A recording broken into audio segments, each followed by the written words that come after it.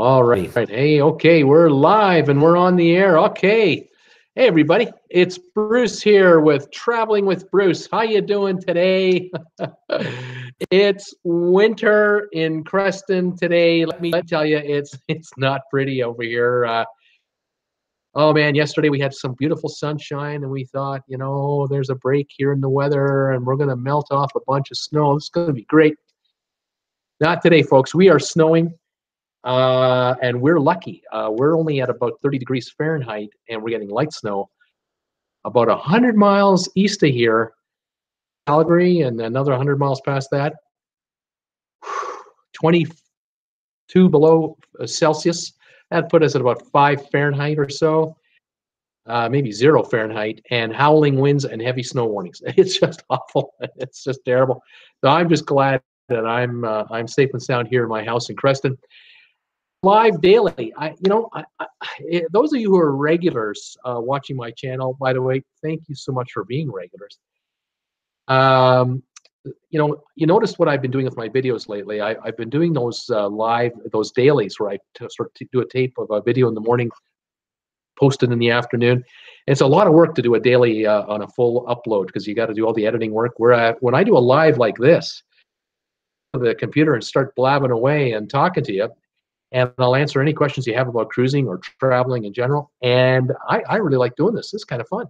And it posts as a regular video after I finish doing the live airing, although I will change the description and talk about specifically in the description of what I actually said in this exchange.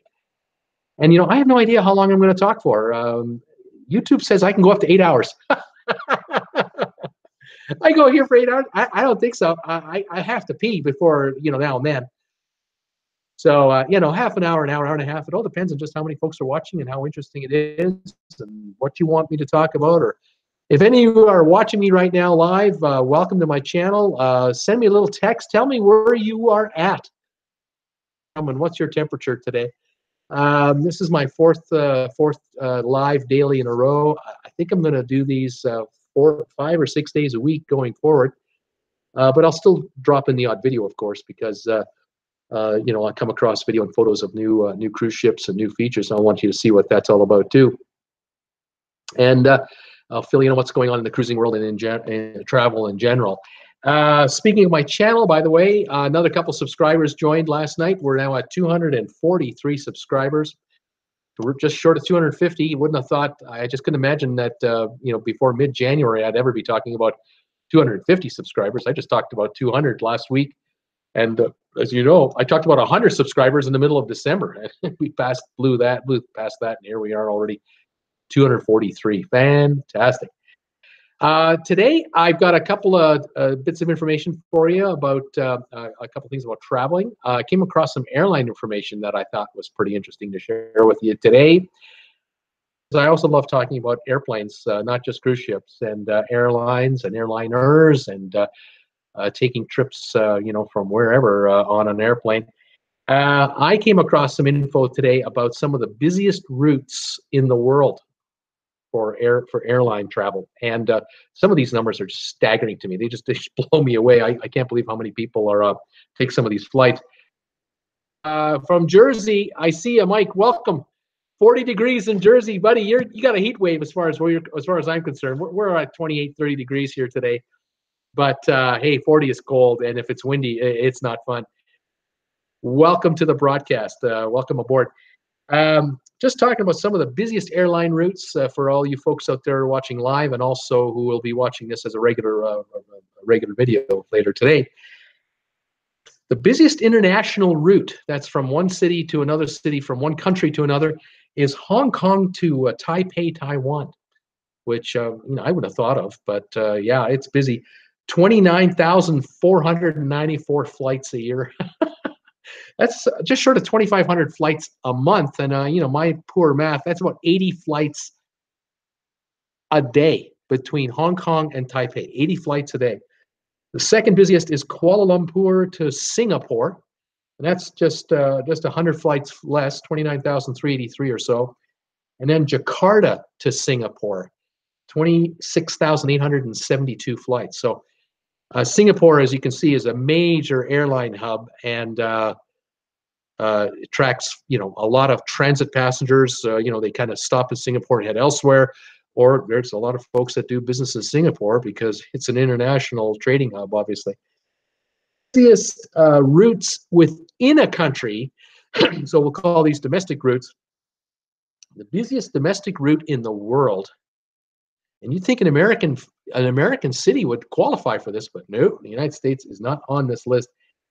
It's in South Korea. It's between Seoul and a city called Jeju. Jeju is the spelling. 64,991 flights a year. That's like 5,400 flights a month. And you divide that by 30, and my God, what are we talking? The numbers are staggering. Is that 1,800 flights a day? That's a day. 11 million passengers a year travel between Jeju and Seoul, South Korea. Million. Canada, we have 35 million people living here. Can you imagine 11 million of us traveling between one city and another by air? That's insane. Melbourne, Australia, and Sydney, Australia come in at number 2 for domestic flights. 54,519 flights a year. That's 7.2 million passengers. And then Mumbai in India to Delhi in India. Mumbai to Delhi, 47,462 flights a year, or 4 million passengers a year. Now, I took a look to see what the busiest route in the United States is. And the busiest route in the United States is Chicago to New York City, 4 million passengers a year. So it barely makes the list on a domestic. LA to San Francisco, 3.6 million. LA to New York City, 3.4 million. And Chicago to LA, 3 million passengers a year. And if you've ever seen the movie The Sting with Robert Redford, you'll notice that they traveled on a train this would be in like the 1920s when the movie was supposedly set, from Chicago to New York. They went from New York to actually Chicago. They were trying to set up this poker game with this guy to set up the Sting, basically. Chicago to New York in the 20s. That you would have done that in those days on the train, and that was known as the Unlimited. I think it was the Pennsylvania Railroad operated that, or Penn Central Rail Line. And that was the busiest railroad route in America at the time, the highest traffic count. And if you were a business person and you were like a vice president or president of a company, and you had operations in New York and business in Chicago to attend, or vice versa, you were a big shot, because you would take that Unlimited at about 5 in the afternoon, 6 in the afternoon. That 30 minutes to Chicago. There was another one. It's amazing how many there were at the time. And you would grab a sleeper car, and you would get on that train at 5 o'clock, and you'd have dinner at maybe 6:30. Would be a wonderful 3, 4, or 5-course meal. Then maybe you go to the bar car and meet some other business people traveling, or unless you're traveling with your wife, or you're traveling with another business companion to Chicago. Went to bed, and the next morning at 7 a.m., the train would pull into the station. The conductor or the porter would make sure you'd be up whenever you wanted to be woken up, so that you could have a shave and be all cleaned up and ready for business. And you'd put on your suit and get off the plane, do your business in Chicago for the day.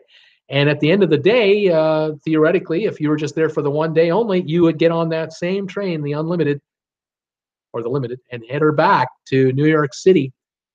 New York City, 7 o'clock the next morning. So you didn't lose any business time.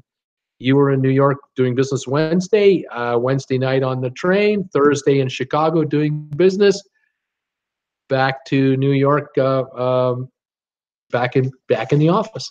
Now, if you took your wife with you and you left on Thursday morning or Thursday night out of New York, you got to Chicago Friday, you checked into a hotel, then you would do your business on Friday all day long. Your wife might go shopping a little bit and hang out in the hotel.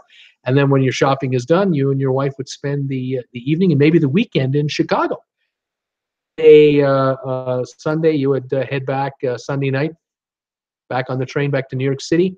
And of course, you would take a first-class compartment. After all, you're traveling with your wife.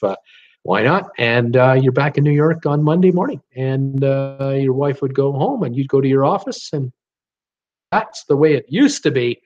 Today, a plane ride, and it's usually economy, unless executive with some serious bucks, you'll go on a private plane. But for the rest of us schmoes, Southwest Airlines, Frontier, Spirit, American, Delta, JetBlue, New York to Chicago, #1 route, 4 million passengers a year. If you're just joining my channel live, Traveling with Bruce, viewer, let me know where you're from. Where are you located, and what's your temperature today? What's your high temperature going to be? Ask about traveling, about cruise ships, airplane rides, holiday trips. You let me know. Today's video, I'm just covering a couple of different things about cruising and airline traveling. Do a live broadcast, I think daily. It seems to be popular with folks who are watching me live, and then I get some comments in the after hours. But I'll still be doing regular videos on my channel, of course, like I always have. A couple of things about taking a trip that I found out about taking a cruise. Some more information for folks who are sort of first timers, or if you've been on a cruise before, you've never thought of this, or getting ready for like say you're going on a holiday to Hawaii, or you're taking off to Vegas for a week or a couple of days, or you're taking off to Europe for a few weeks. Here's a couple of things for you to think about if you're going on a trip with a loved one. Take a photo of your passport and send that via email to your emergency contact person. Your driver's license, like your important documents. If you're going to go, you're going to go to on a cruise for, say, 1 week Caribbean cruise, or a 10-day or 2-week cruise. If you get robbed, or if you lose your passport, or your wallet goes missing, or something, an emergency situation, or you become ill and incapacitated, might not be a bad idea to take a photo of your crucial ID and have that posted to someone that you're using as an emergency contact. Might be a relative, a son or daughter, perhaps. And that way, without a passport, you still have a photographic evidence of the passport. And then, of course, you can contact them through obviously through a computer on the ship, or through someone else's cell phone. Lost my passport. Would you send me an email with a photo of my passport, because you want to go to an emergency, an emergency situation to get a new passport issued, to get back to, when you come back to the U.S. or to Canada. Mike just wrote, how far is the train from the Rome airport? That far, to be honest, but I would check. The best answer for that question, because I don't have it off the top of my head to give it to you, Mike. Check the Rome airport and downtown, from downtown Rome. Literally, you can do it on a Google map, on the side of the map, and it'll show you how far a distance it is. But I think 15, 20 minutes by cab or less. And I think you can also take a train in, a subway, because, in Europe, they have something called infrastructure that is really significant. Something to look into. And Nathan, Nathan wrote in, hey, Nathan, how you doing? Welcome to the chat. Logan Paul should kill himself for views. Oh, Nathan, that's nasty. But, we know what happened there. Let me know where you're from, Nathan. Where are you at? Tell me what your high temperature is today. Matt, I see you here. If you're talking about Rome to the port, I never know how to pronounce that name. How do you pronounce that? I don't know.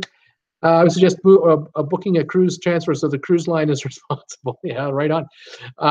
Yeah, if you're landing in Rome and you need to get to a cruise out of Rome, then you can take a train ride up, or you can book probably something right through the cruise line. Usually they'll have a charter bus at the airport the day of the cruise, and it's worth your while doing that, because once you're on the bus with the cruise line, it's easy peasy now, because your baggage is in the bus itself. The cruise line is going to get you to the port, and they're going to take the bags off with you and all that. Oh, it's easy to go. England, 9 degrees, Nathan. Okay, you're balmy there, because we're about Celsius here, about -2, -3 today here in Creston. New Jersey, where Mike is from, it's 40 degrees Fahrenheit. I'd give that about a +5 maybe in Celsius. You're the hot spot. Way to go, buddy. But yeah, I did a cruise from Southampton with my daughter, and we flew into Heathrow. I landed in Heathrow with my daughter, and I had not pre-booked any transportation to the ship in Southampton. But we had about 3 hours advance lead time before the cruise was going, and I had plenty of time to get there. And I just thought, well, we'll get off the plane, grab our bags, and we'll head to the train station. We'll just take a train over because the train service is quite frequent. Walking along through the terminal, and we were headed for the area where the train connections were, where the rail lines were. And wouldn't you know it, I saw a lady standing there in a Princess Cruises kind of outfit with a tag on her vest, Princess Cruise tag, and she was holding a sign, a charter bus, Princess Cruise Charter. Well, I came up to her and I said, "Hi, listen, my daughter and I are on the cruise. Can we get 2 seats on the bus?" And they happened to have, lucky for us, they had 2 seats available, and so we got on this bus. Within 30 minutes, we were on that bus, going right to the ship, and that bus took us right to the terminal, inside the terminal, right to the baggage area where all the porters were, and all we had to do was just get off the bus, identify our bags. My bag 10 feet to the porter, my bag until it was in the cabin. What a sweet deal that was. And I tell you, I think the cost was maybe $40 US for each of us, or combined, or something like that. It was such a good deal. I thought nothing of it, and they charged it to the room. Oh man, was that fantastic. When I told the gal I wanted to book a couple of seats, she had a handheld device right there. I said, "What's your last name?" "Oh yeah, you're in cabin number so and so." No problem. Click, charge to the room. We were set. It was a sweet, sweet deal. I was so happy about that. If you're, let's see, England 9, Matt, about 4 degrees Celsius, exactly. So, if you can get off a cruise ship, get off an airplane, and then just take a bus ride in, it's the easy way to go. I did the same thing also out of Los Angeles, out of LAX. My wife and I flew in, recommend this, but my wife and I flew in on the day of the cruise, but we were only coming in from Phoenix. It was so we landed from Southwest Airlines into LAX, and we had booked already in advance a charter ride through Princess Cruises right to the ship, and that took all of 30 minutes or so from the LAX terminal right to the ship. And the same thing. Oh, talk about being stress-free, because you're sitting on the bus. The bus driver's going to take you right to the ship, right to where the porters are. You don't have to worry about parking.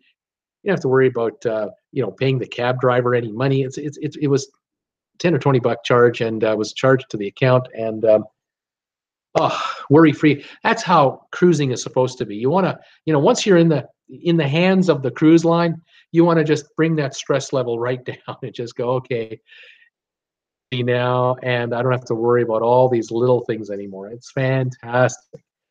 Mike is saying, my plane arrives on Sunday and the cruise is on Monday. Should I stay around the airport or steer near the port on Monday? Hey, that's a good question. If you are with the cruise line, say from the airport area, well, then grab a hotel there if you want. But if you shop around a little bit on Google, check out maybe Expedia.com or something like that for hotel rates, and take a look at hotel costs in the in the airport area or towards the port area. See what you can find there. Because if you're near the port, you're probably just a quick cab ride away, or maybe a shuttle bus ride away from the cruise. The other thought I had is just comes to mind. Go on to the website for the cruise and see what they're offering and what they're recommending with respect to getting you to the cruise ship with shuttle buses. They may offer shuttle buses from Rome itself, from perhaps the airport, or from downtown hotels, or from the port area, and they may have a list of hotels that they suggest. That might be an idea. Thing that I would do also, if I didn't know, I was doing this myself because I've not taken a cruise that started in Rome. But if I were to do it, I would go on YouTube, and I would just put in there in the search box hotel, finding hotel for a cruise out of Rome, or just do a Google search in Google, and you may find that other cruisers who've done it before will tell you what they've done and what's worked for them. But I'm convinced that if you grab a hotel in the airport area, that you're just a shuttle bus ride away from the hotel, from the airport, obviously, and then with an airport hotel, get to the airport, you can then grab the shuttle bus train ride. I'm not sure, but I'm thinking it's a shuttle bus right to the port. So think about that. But getting there the day before, smart move. I would absolutely say that's the way. Mike is saying here, I suggest staying in Rome if you want to explore, but if you just want to go to bed and wake up and get on the ship, possible. And I'd agree with that too. Take the stress out of getting to that port, because I think it's about 80 kilometers distance away, about 50 miles from Rome proper to the ship, the port. And so, but again, if you're getting out of the hotel at 9 or 10 in the morning and you've got until 11, 12 o'clock before you have to worry about being on the ship on time, you got 3-4 hours to go, 50 clicks, not a big deal. But sometimes, you find out that when you get to Rome or to Italy, oh, there's a strike by the train workers, or there's a work stoppage, or you don't want to get caught in that mess. So port area the day before might be the best way to go. Something else I was thinking about too, about being on a cruise ship. It depends again on where you're taking the cruise from, but a lot of cruise ships do their business in U.S. dollars. They'll call that the currency of choice on the cruise. So an idea is to bring with you some tip money. Talked about tipping on a cruise ship before, where you can prepay for your tips on your cruise through the cruise line, and then all the tips for your main staff on board the ship are taken care of. I'm thinking about tip money for, say, the baggage guys down on the dock when you get on the ship or when you get off the ship, or a cab driver if you're taking a cab ride or anything like that. If you're doing the cruise out of the U.S. or through the Caribbean, bring with you a bunch of $1 bills, U.S. $1 bills, upwards of 50 of them, and then maybe 10 fives, and you've got this extra, cash for tip money, because the worst thing to do is get on a cruise and only have $20 bills. Now you got to find somewhere to crack a 20 into ones, and that's a pain on a cruise ship, because cruise ships like to go cashless. It's all just charged to your room account, if at all possible. Even in the casino, did you know that you can go into the casino, put your room card in a slot machine, and you can charge $100 to your room account for the slot machine? Very dangerous, but convenient as all get up. So if you've got $1 bills or $5 bills for those, moments where you are before your cruise, or during the cruise when you're off the ship, or after the cruise on your way back, you've got some tip money for the hotel room, the attendant, or that kind of thing. Matt saying, we stayed near the hotel and gone out for dinner in the city, and the cruise line had a transfer from the hotel to the port the next morning. Exactly. US dollars for the casino too. That's right, Matt. It's all American money, baby. I've had a situation where I've used my card in the slot machine, and coming into the last day of the cruise, I'm going, geez, that's getting kind of up there. And then I got lucky. I got lucky on a cruise, and on the last night, was playing one of these nickel slots. But they call them nickel slots, but you get to bet 300 nickels at a time. Anyway, I was betting on a machine and got a bonus round, and picked up about $100. And in the middle of the bonus round, and inside the bonus round, I got another 15 free spins with double payouts and all these wild symbols. And got another one right in the middle of that. And the next thing I was up about $300, and I thought, okay, I'm going to play. And if I'm still up 250, I'll stop. Well, I was still up about $260. But I got another bonus round. Well, it just piled up. I left that machine with about a $600 win, and went to the casino cage and cashed in. Got cash, $600 cash. I then walked over to the front desk of the casino cruise. I mean, it's like the front desk of a hotel. And I said, "What's the balance on my room account, please?" And they showed me the account balance, and I just handed them 500 of the $600. And here, put all my charges on that. It just covers all the charges I had for specialty restaurants, the casino, and everything else. And I just kind of went, "Oh, that was cool." I didn't have a charge coming on my credit card, or if I did, it was a nominal fee the next morning when I was checking out. So handy if you win, but if you lose, and it's just charged to your credit card, and you're playing the casino on credit card money. But be careful because it can add up. So yeah, take some tip money with you for those incidentals if you're looking after tips for people on the cruise. Now, of course, if you're in Europe, tipping is not as seriously prevalent as it is in North America. Making tips to people in Europe, you can tip them U.S. dollars, but they probably prefer euros because that's their local currency. But they're used to it. Don't worry, they'll take your American money any old time. They'll take my Canadian money too, by the way, but they prefer American over Canadian anytime. I was going to tell you about cruising. I was going to say that to get to a cruise port the day before, which is a great idea, especially in North America, like Miami or Fort Lauderdale or out of Los Angeles. Get there the day before and pick up your supplies that you need on the cruise. Like, you need suntan lotion. Get it the day before at the local Walmart or head to Target or Costco. Go to Costco or Walmart and pick up some wine or some, if you like drinking energy drinks like Red Bull, buy those.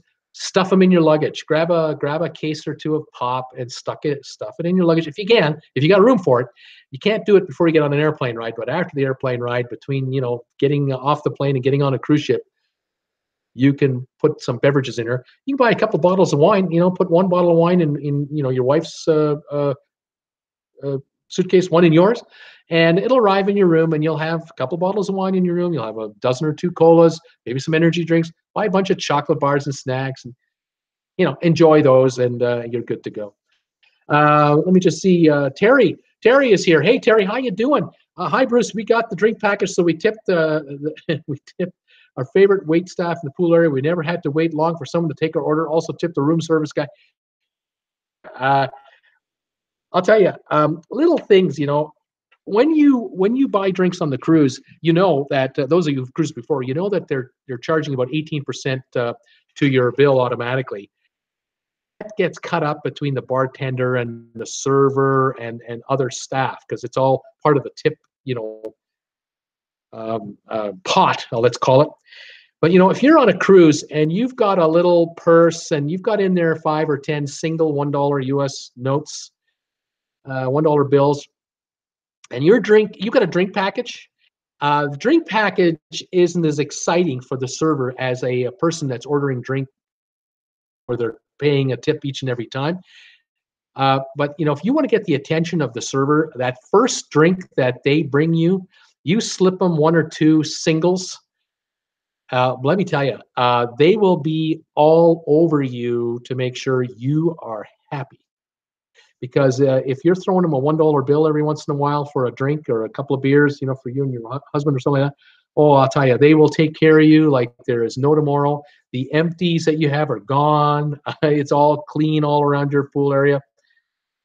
It just builds up loyalty, and they remember, because if you come back tomorrow to that pool area, they know, oh, there's that couple that was giving me $1 bills, tip money, extra tip money in cash. A huge difference. It's a way to build up loyalty points big time with these guys. So just a thought. Sometimes that rum and coke's a little stronger than you remembered it before. There's an ounce and a half of rum in there. Well, it came with a $1 US donation, so every little bit counts. You never know. Terry's so true. Anyway, this is something to remember and keep in mind with regards to tipping. Have a little cash lying around. At the end of the cruise, if you slip your room attendant $5 or $10, extra, they've already got tip money that that daily gratuity charge that you've been paying. They're getting a piece of that, and then you give them a little extra. Oh, they love it.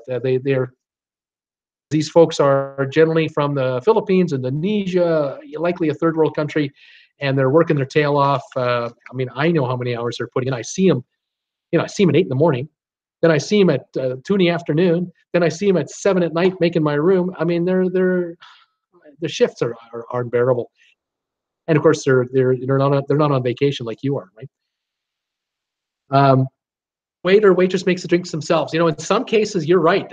Some of the cruise lines, they do it all. And in other cases, they're just heading to the bartender and he's making them, or he or she. But yeah, if the waiter or waitress is making your drink for you at the pool deck, how much rum or rye or vodka goes in that drink of yours? Their call, because generally speaking, they have just the bottles that they pour. They don't have the automated mechanical type 1 ounce dispensers that are measuring every drop to the T. They can decide a rum and coke is a little more fortified because I get that $1 US tip in cash. Nice going. Of course, for you, you might want it in a tall glass. So instead of getting the rum and coke in the regular size glass, can you ask to get it in a tall glass? Slip them $1 bill and you get a little extra there, and that'll last you a little longer. And you're actually saving money. I mean, go figure. It's funny. What's on Royal Caribbean? Right on. That's a good one, Terry. I like that. Like I was saying to my viewers out there, I get a lot of my ideas from my viewers. What they tell me and ask me about is what I talk about. It's great. Any of you out there are watching and you haven't signed in yet, send me a little note. Tell me where you're from and what's your high temperature today. I'm in Creston, BC. It's -2 Celsius, about 28, 30 Fahrenheit out here. It's it's the winter wonderland. Where are you from and what's your high temperature today? Break my heart. I'm looking for someone. I want to know who's got the high temperature out there today. I think the winner right now is out of the UK. Unbelievable. Else about that I was thinking about today. If you're on a big cruise ship, you're going on a cruise ship with 4,000 or 5,000 people. For example, the Royal Caribbean or any of those huge, mega ships. Or I was on the Norwegian Epic for a Caribbean cruise. It was the first time I experienced something I hadn't experienced before on a cruise ship. It was recommended that I make reservations just to go to the comedy club in the evening. On the Norwegian Epic, there were two comedy shows. One was at, I think, 7 at night, and the other one started at 9. And if you wanted to go into either one of those, the venue only held about 300 people total. And with 4,200 passengers, you had to have a reservation to get into the comedy club just to watch the comedy skits. And I hadn't experienced that before. They recommended you do that even before you get on the ship. You can basically book your shows, your specialty restaurants, kinds of things, even some of your spa appointments a month before your cruise even starts, in some cases up to 90 days. So check with your cruise line if you're booking a cruise and you've got a cruise booked and you're on a big ship. You may find that, we couldn't get into the comedy club for the whole cruise. All 6 nights were pre-booked and I couldn't get in. So keep that one in mind. Hey, Chevy from Georgia here in the 60s. Okay, Chevy, you got the record right now. I think you're leading. Terry says I'm in Wisconsin and it's 15 degrees. Oh, Terry, just like Canada, it's terrible. What are you going to do? Thanks for answering the question about the travel fan. Yeah, you betcha, no problem. Folks, if you have a question about cruising that we're not talking about here on this live broadcast or cruising, go onto my channel, my YouTube channel. I hope you're subscribing and I hope you're a subscriber. Go to my YouTube channel, drop me a question on basically in any video that you're watching. It doesn't matter. You can do it on yesterday's video or last week's video. I get notifications from YouTube every time somebody sends me a question in one of my videos. Today, I always check my latest comments. Drop a question in the comment box, and I'll fire a question back to you if I can give you an answer as soon as humanly possible. So if you think of something later today after this broadcast and you go, oh, I should have asked them about that, don't worry about it. You can do it on this video in the comment section an hour from now when it's on a video I did last week. I'll get back to you on that too. No problem. Chevy, I do have a new question. So we booked a front cabin. There'll be a lot of motion being on the front. Oh, will there be a lot of motion? I keep seeing videos where everyone says it's better to be in the back. Okay. Depends on the size of the waves, obviously. If you book a cabin towards the middle of the ship, and I'm just going to use my hand as sort of a guide, if you book a cabin towards the middle of a ship, the middle doesn't move as much, obviously. The front does, the back, but the back does too. I was on the Explorer of the Seas, Royal Caribbean ship, from New York. We were going from New York City down to the Caribbean, and the plan was to go to Labadee for our first stop. 2 days at sea, then get to Labadee in Haiti, area that Norwegian runs. We left New York with 60 degrees, calm. The water in New York Harbor was like glass. It was fantastic. We leave New York Harbor, and that evening had dinner. Everything is great. And then the next morning when we woke up, we were in the middle of a we'd heard the one just last week out of that hit the so-called bomb cyclone. Well, bomb cyclone, but the difference was we were going into it because it was coming north to New York south, so we were going through it, into it, but it made it worse for us because coming up at 60 miles an hour, we were going 25 miles an hour into the darn thing, 85-mile-an-hour effect. And our room was sort of towards the front third, and we had rocking as well there. But what we were going through was really disastrous weather, really bad, upwards of 40-foot waves. And the ship was a big ship, 4,000 passengers, but that ship was motioning. The trip you're going on, Chevy, first, I think that trip you're going on, if I recall, I don't think you're going through the northern seaboard. It's unlikely you're going to be through anything like that. Any waves 8 to 10 feet will hardly affect the vessel. The vessel is coming with stabilizers that stick out the side of the cruise ship to mitigate the rolling. It's all computer generated. Very much you're going to have much of a problem. Plus, the captain can control the speed of the ship going through the waves, and if from say Labadee to San Juan, Puerto Rico, the distance involved, the ship can go down to 8 knots in speed instead of being at 20 knots or 25 knots to get there on time the next morning. And so if there are 10, 12-foot waves, the captain will just slow the ship right down and make the effect even less. They are thinking in the bridge about the comfort of the passengers in their bedrooms and in the restaurants and wherever they happen to be. So I wouldn't worry about it too much. But it's true, the front of the ship or the back of the ship, because it's just like a board. I know that on the propellers, we felt the propellers were out of the water at times because the ship would do this. It would come down. We would feel this lunge. We'd feel a surge of power as the ship would move again because the propellers were in the water now. And that's where this motion was getting to us because that's how bad the waves were. But that was an extraordinary, rare occurrence. Twice a year, cruise ships run into something like this because cruise ship lines will skirt weather systems. And that's another thing about an overnight, from one port to another. If you're going from Jamaica to the Cayman Islands or from, Haiti to Puerto Rico to St. Thomas or over to San Martin. St. Thomas to St. Martin is like 60 miles. A ship can do it in hours. But if there's a storm at sea, they'll delay the departure from the pier to the next pier early. They'll be there at 4 in the morning, and the storm will be out there, and the ship will be in the harbor already. So not to worry about something like a Caribbean type cruise. So hopefully you're looking at something like that. Carnival Conquest, yeah, you're going to be on the Carnival Conquest. You're not going to have a serious problem with the cruise. You're only on the 7th level. You're not on the 15th. That means you have less of a movement as well. A little more. 73 degrees in Central Florida. Angela, you're breaking my heart. As you can tell, I'm all broke up about it. You're the winner so far. 73 degrees. You're in the hottest spot of anyone that's watching. Anyone watching out there, tell me where you're from and what the temperature is today for your high temperature.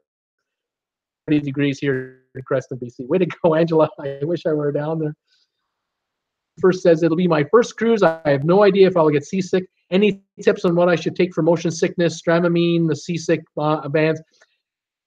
Okay, I looked into the side effects of some of this stuff. If you take it as a precautionary thing, I wouldn't take anything at all for seasickness and just see how it goes. I always knew that there would always be on the ship medication available in any of the stores. They usually have a retail floor on the ship where you can buy souvenir items, seasickness medication. But if it really gets to you, you end up going to the medical room on board. That's usually on deck 4, deck 5. They'll take care of you there too. And those little pads, you can put those little, they look like Band-Aids behind your ears. Put one here and one here. I've seen people walk around those on cruises. Unless the waves are 10, 12, 15 feet, you're not going to need them. At least I don't find it. You know, I'm going to say, Chevian first, it's a personal call. You can buy this product before you leave for a cruise. But if you're like in Kansas City or in, in St. Louis, you may not be able to find it, but you'll find it in the port city, obviously, if you need it. And like I said, if you really need it, you get it on the ship, and they'll take care of you. It's rare, very rare that you ever have to run into this stuff, especially these new ships with the stabilizers so smoothly. On the promenade deck, I find, like the ship is 1,000 feet long, and you're at the back of the ship and you're kind of walking along. You get over the handrail and you look down to see the front of the ship. On the horizon during the daytime, you'll see that the horizon is doing this. You are actually moving up and down, even when the waves are 4 or 5 feet. The only way you're going to notice it if you actually look at the horizon. But if you're at the back of the ship, walking around towards the back horizon, the only way you can tell if you've gone through waves is to see the water line way behind you, and you can see that, oh yeah, there was some rolling. We went through some waves. You get used to it so fast, you don't notice it. But once in a while, you'll walk down the hallway, down where your room is, or encounter a bit of a rogue wave, a little wave, and you might just tilt off a little bit. I always laugh at myself when that happens. It doesn't make me feel sick though. I just chortle at it and I continue plodding along. But after the second, third day, you become so used to the emotion. It's quite something. And in the evening, when you're in bed, I find it helps put me to sleep. That's just me though. Everyone's different. So, if you need the medication, you get the medication. Terry says ginger works great. Ginger snaps, ginger gum. Yeah, drink ginger ale. Another idea. Take some Tums with you. Take some Tums, and it'll settle your tummy down. Now, I gotta give you another little tidbit. This is me talking about me. I don't like spicy foods all that much, and once in a while, I'll get caught where I from the restaurant and I didn't realize that it's a little spicier than I thought. Tastes great, and I ate it. But after the meal is over, I've got the burps, and I'm glad I bring the Tums. So I'll bring the Tums, and that'll help settle me down. Then I'll drink a cola.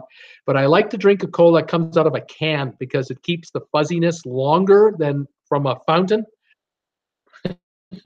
So that'll keep your tummy down. So if you're on a cruise ship and you're worried about motion sickness, don't eat too spicy foods, foods that are too spicy for you, especially if they cause.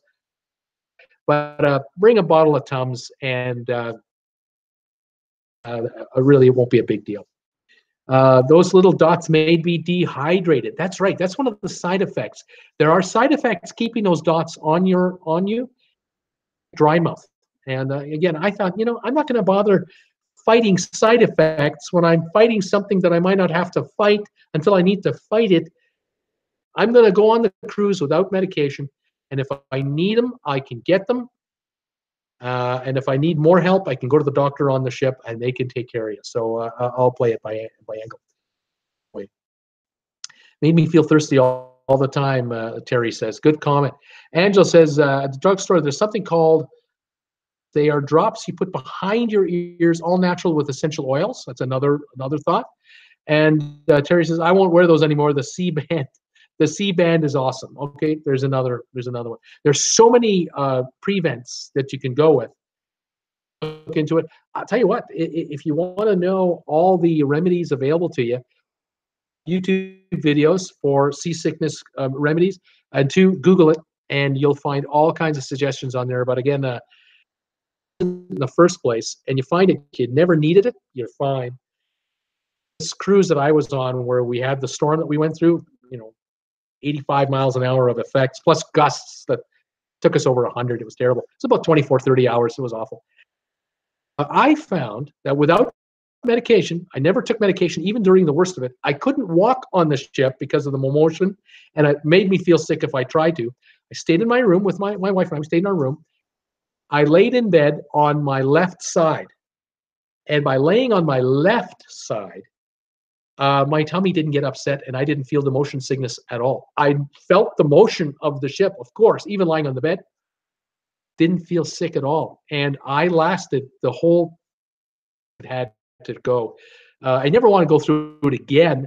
And I don't recommend taking a cruise out of New York to the Caribbean. I noticed the other day on one of the favorite cruise sites I like to watch is vacationstogo.com for cruise deals, which I've mentioned on my videos before.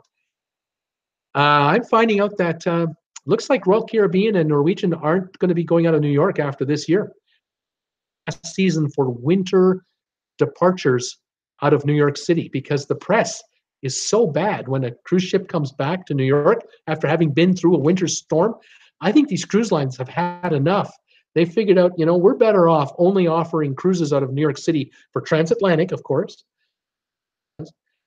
And we'll do New York cruises out down to the south, the Caribbean area, but only in the spring, fall, and the summertime. Cruise anymore. So I wouldn't be surprised if next year Norwegian and Royal Caribbean may not even bother doing winter departures on cruise ships in the dead winter, because you're going to run into these cyclone systems that you just don't want to get involved with. This a Norwegian ship that came back last week to New York when they ran into their storm was they were with the storm. So the storm is moving at 40, 50 miles an hour. The ship is moving at 20. And so instead of getting through the darn 4 hours, now they rode the storm all the way into the harbor. Passengers probably had 2.5 days of the damn storm that they had to contend with, because the ship was going with the storm the whole time.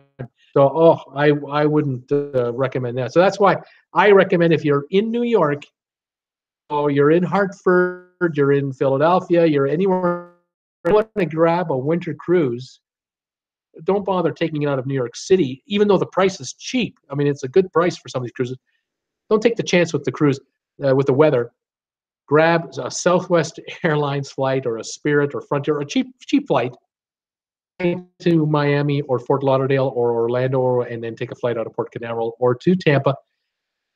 Caribbean cruise out of Florida. 7 warm days guaranteed. To any kind of a cyclone situation, it's easier for you. Go down the day before, come back maybe the day after, and or if you can throw Orlando into the mix, go to Orlando, go to Disneyland or Disney World and Universal Studios for 2 or 3 or 4 days, then go to Fort Lauderdale or Miami. Either rent a car one way, right, and go on your cruise. Combine the two. Way to go. Let's see what else we have for comments. Something called Molly dry drops here. I won't hear those cruise more. Sorry, I'm just reading my comments so I can just mention it. I saw a video last night saying Carnival is doing away with the free room service options. Have you heard of that? Yes. Good comment, Chevy. And first, cruise ships, up until just a couple of years ago, room service was no problem, no extra charge. They had a limited menu available in your room, and you could order product, anything you wanted from the kitchen, brought up by room service. Offering cruise deals that are so cheap now that they've lowered the cost of the actual cruise itself, and they're competing against each other. I mean, there are these different cruise lines, 4, 5, 6, 7 of them out there trying to get your business. Lowering the cost of the cruise, but they're lowering your expectations stuff. And now they're charging extra for other features. And it all started about 5, 6, 7, 8 years ago, offering the specialty restaurants. At the time, it was only $10, $15 more per person to go to the steakhouse. Now to go to a steakhouse, $50, $75 extra to go to the steakhouse for the specialty restaurants. It varies. Some restaurants are only 10, 15, $20. Others go up to 50, 60, $70. But they started discontinuing stuff or charging extra for different things. And one of them is some of the cruise lines 24-hour a day room service, but they're now adding a $5, $7, $10 charge, a room service fee to bring the food to your cabin.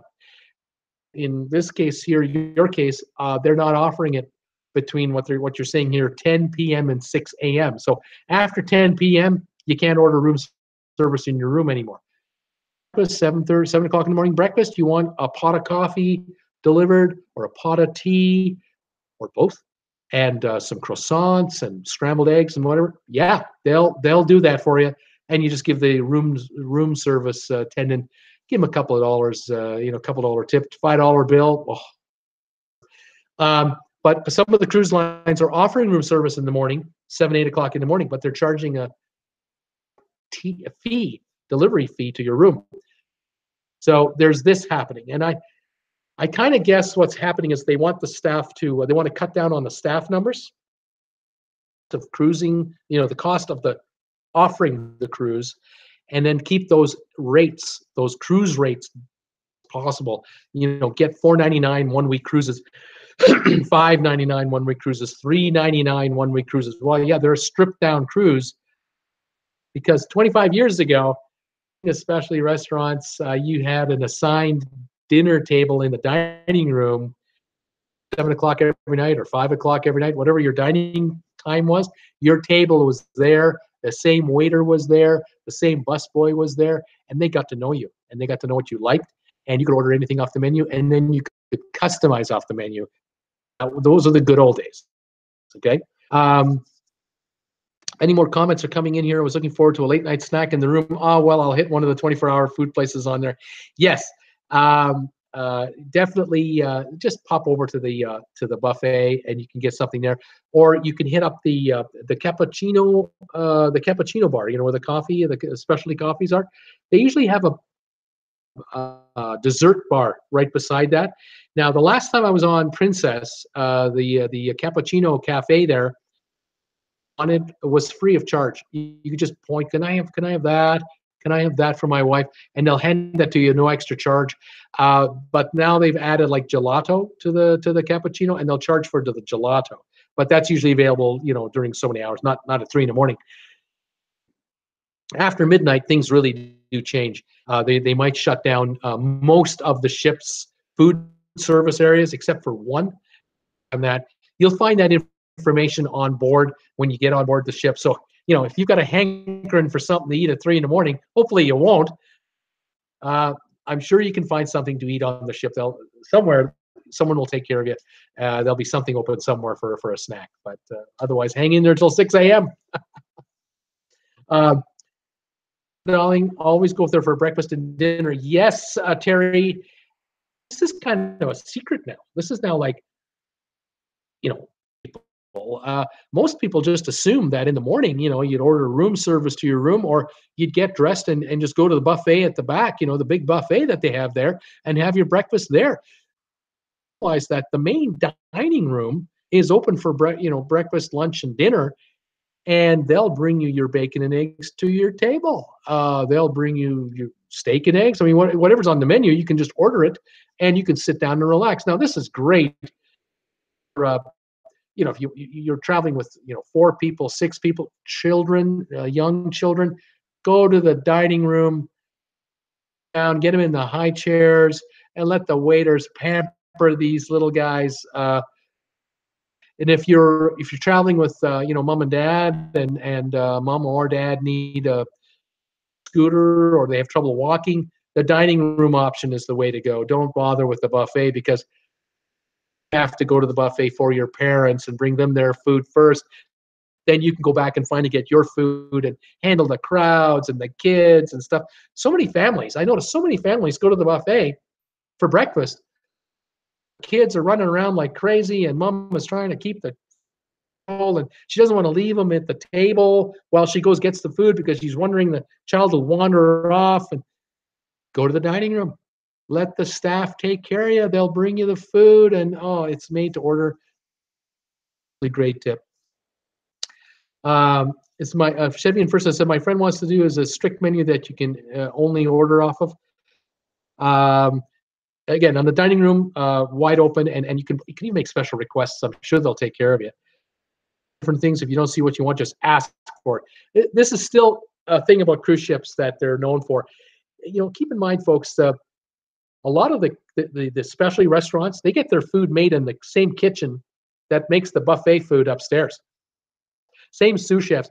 So if you've got a waiter who's on the ball, and if you're tipping that waiter a couple of bucks in cash, at dinner time in the dining room, hey, listen, I noticed that steak tonight with a baked potato and whatever. Have an appetizer beforehand. Could I have some shrimp cocktail, some prawns before? Chances are 9 out of 10 times that waiter will find you an order of prawns. And I was in the steakhouse on the Princess Cruises, my last cruise. I paid $40 for $45, whatever it was, for that extra charge for. And I ordered prawns as an appetizer. They brought me 3 prawns. I was really disappointed in that. Next time I do that, or I'm in the dining room, I'm going to say to the waiter, "Hey, listen, could you bring me some an order of prawns? Could you give me like as an appetizer today with some of that, cocktail sauce I like to dip it in?" You slip them a couple dollars, they'll do that. I'm sure they can do that. So make friends. These folks they'll bend over backwards to take care of you. Really, they will. A lot of different things. Order what you want. I'm a great more plain eating. Leave the veggies off. Outline. Chevy, first, you might be a buffet person if you're a picky eater. For picky eaters, I love going to the buffet too because sometimes I'll see they got Swedish meatballs today. I know Swedish meatballs don't cost a lot of money to make, but I love Swedish meatballs. And so I'll load up my plate with, instead of 2, I'll put 5 of them on there, 7 of them on there, mashed potato and gravy, and I'm in business. I'm eating like I'm at home. So what? If it makes me happy, that's what the cruise line wants. But, the buffet sometimes only has fried chicken, but other nights the buffet's got prime rib. And by the chef standing behind the counter at the buffet with that knife and fork, put your plate on there, and you want a little, prime rib, and the chef slices you the thinnest you've ever thought possible. I mean, you can see through the darn thing. Slice, or you want some of the outside cut, or you want a little more rare. You just keep pointing. Give me a little more of that. I'll take another. They'll load it on there, and you'll get your 7-8 ounces of prime rib. You can go back for seconds as well. Don't worry about that. So get what you want. Yeah, Chevy. Terry says Chevy, you can order 2 of whatever you want. Yeah, that's right. 8:15 dinner time. Great. It's great to know if you got the same time every day. I traveled with a couple for the first time I ever took a cruise, and we made an agreement that we would meet for dinner every night at whatever time it was, 7 o'clock, 7:30. This is on Holland America, where the dining rooms are really nice. And I'll tell you, we had the same table every night, the same waiters every night, and that waiter knew I liked shrimp cocktail, and so did my buddy. He also liked shrimp cocktail. So he would just look at me and say, "You want your shrimp cocktail tonight?" "Yeah, okay." And he'd look at my buddy, "You want your shrimp cocktail?" "Okay." And he would just make note of that. We didn't have to ask anymore. I mean, we now had to decline the offer if we didn't want it every night. And we noticed on the menu, it wasn't on the menu. It was only on the menu the one time. But yeah, every night we had shrimp cocktail. And of course, the other tables were going, "Where did you get the shrimp cocktail from?" Just ask. Fantastic. You could ask them to cut it thicker. That's right, Terry. They'll cut it thicker. You betcha. Absolutely. You get what you want. And slipping a $1 tip or a $2 tip in cash to your drink server, to your waiter, I'll tell you, they can't help you enough. They just cannot help you enough. They live for customers like this. It makes such a difference. It's absolutely essential because they're getting a very low salary, although they're getting room and board downstairs, out of the profit of the tip money that's coming in. But if they can get extra tip money like this, it's priceless to them. Absolutely priceless. Out there, I found out today another little tip I was thinking about, and this is for my wife. she's always on top of this sort of stuff. Get your nails done and get your pedicure and manicure the day or two before your cruise. Get it done then, and you won't have to get one on the ship. Because if you get it done on the ship, it's double, triple. As far as getting your hair done, you get your hair done the week or 2 or 3 days before the cruise is held. You don't have to worry about paying, big money for that. Although, look, if you're on a cruise and you want to spoil yourself, you want to get a facial. What's wrong with day 3? You're at sea and you're getting a massage, or day 4, you're landing at a port and it's raining out. It's not all that pretty. Don't even get off the ship room, because they probably got a special, an in-port special, because we're docked. 3/4 of the passengers are getting off the ship on pre-booked excursions. Book a massage, you probably get half off, 30% off. They all have specials. You'll see them in the flyers on board your ship. And just pick up your telephone and call them up call the spa and make a reservation for a facial or a massage, couples massage, whatever you want. Let them pamper you, and because they're offering you 20, 30, 40, 50% off the deal. Wrong with that. From some cruise George can give it to my room. So yeah, bringing a gift to your room service, that's a good idea. But I'll tell you, cash is king. Cash is king. What was my favorite cruise? Let's see. Oh, we got a bad person on the board. What are we gonna do? Messages. I'd say you'd like them. Oh my goodness. Holland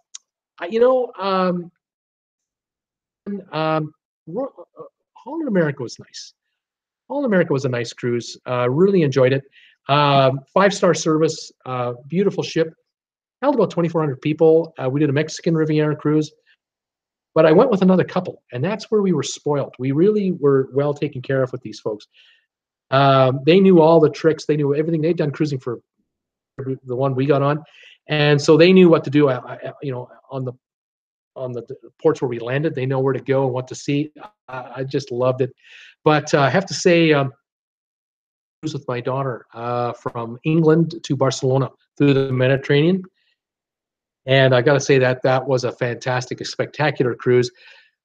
Portugal, Spain, Italy, France, all on one cruise. And I'll tell you, I saw cities that I've never seen before: Naples and Monaco, another country, obviously. And I'll tell you, that was a fantastic cruise. And yet everything was in US dollars on board the ship. Everyone spoke English on the ship. That was a fantastic cruise. Let's see. Oh boy, we've got a couple of nasty guys on there, and it's too bad. What can I say? Free country, but I'll find ways to get rid of them later. Anyway, going on a cruise is a great way to have a holiday, to experience places you've never been before, especially if you're doing a European cruise for the day, and see the Colosseum, and then get a tour of the Vatican, and let the ship escort you on the whole deal with the bus ride, and you don't have to worry about anything. They even arranged a restaurant stop in the middle of the day where we had a beautiful meal. The price of the cruise, I tell you, it was just absolutely fantastic. So great time going to cruise. What can I say? If I knew how to get rid of this individual, I'd do it. I don't know how to get rid of this individual. I'm not exactly sure how to block these people. I'm sorry. There's some participants on there that are just lighting it up, and they're having a wonderful old time. They've got nothing better to do with their lives but to just to interfere with our broadcast. But you know what, folks? We've been on the air now for a bit of time. 4:03. I've been on for about an hour, and I'm going to find a way to block these people so that they can't get onto our cruise. I apologize to all of my regular viewers who are watching and we're having just an enjoyable time. This is Bruce with Traveling with Bruce. Thanks for watching the video, and all of your questions and comments. And we'll try to do this again tomorrow. I don't know what time yet. I'm still figuring out what's the best optimal time to catch most of you as viewers. And we'll talk to you next time on Traveling with Bruce. Take care, everybody, and take care.